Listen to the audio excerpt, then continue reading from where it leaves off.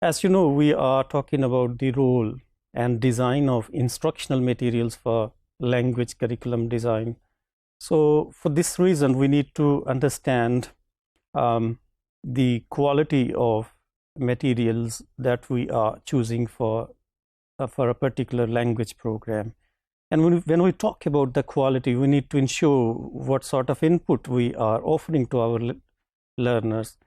And in the previous module, we talked about the input, and now we're going to talk about, selecting exercise type. I mean, selecting exercise type is one of the difficult decisions to make, since it requires certain knowledge about, making exercises or creating exercises which are involving, which are engaging, which are motivating for the students.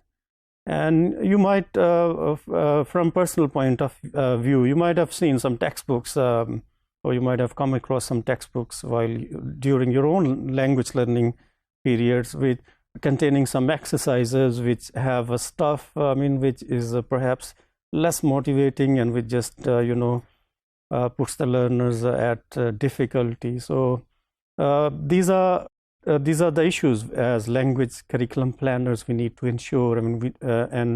We need to make informed judgments about selecting exercise types.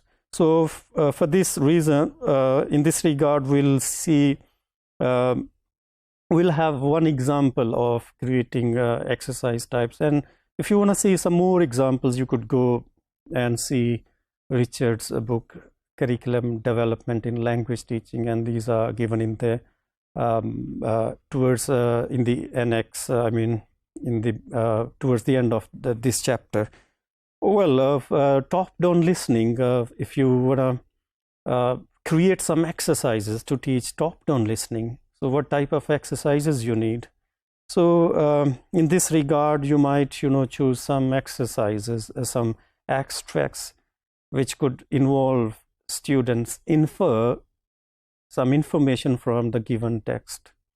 An inference could involve and engage the learners in this exercise. And secondly, you could bring in some pictures and ask the student to listen a tape and then match the pictures and see their and then you could engage them to identify the setting by listening a certain a conversation, right? And there could be exercises in the form of using news headlines containing information and encouraging students what this headline refer to. So these sort of activities actually tend to be more engaging as compared to the exercises which are commonly there in most of the textbooks. We'll continue like the example of listening skills.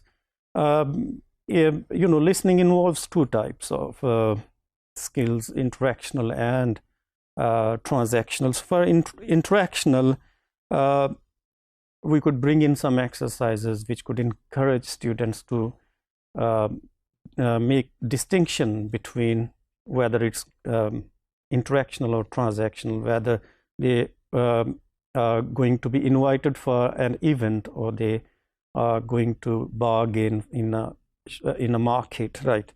And there could be the exercises could be containing some phatic responses. For example, how to say thank you to the people, how to give a reward for good actions, and we could we could bring in some exercises that contain whether the information is real or fake. And the listening exercises, apart from the linguistic element, we could bring in some non-linguistic choices we can make, right? We could simply engage the learners to match some pictures, and that could have some non-linguistic stuff, and compare them.